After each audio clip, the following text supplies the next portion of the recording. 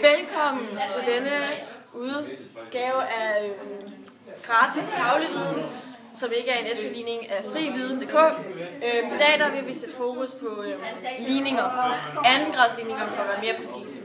Og vi vil her på denne tavle give et bud på, hvordan I nemt og hurtigt kan løse en andengradsligning. Så nu vil jeg skrive en andengradsligning op.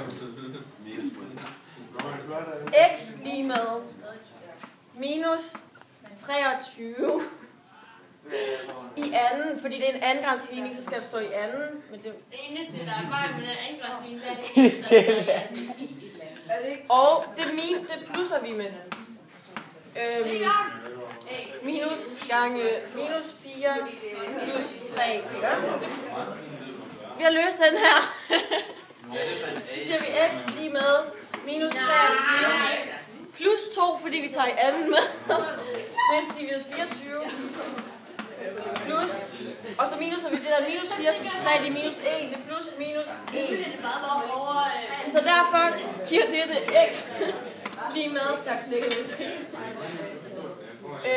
1 minus 1 i anden.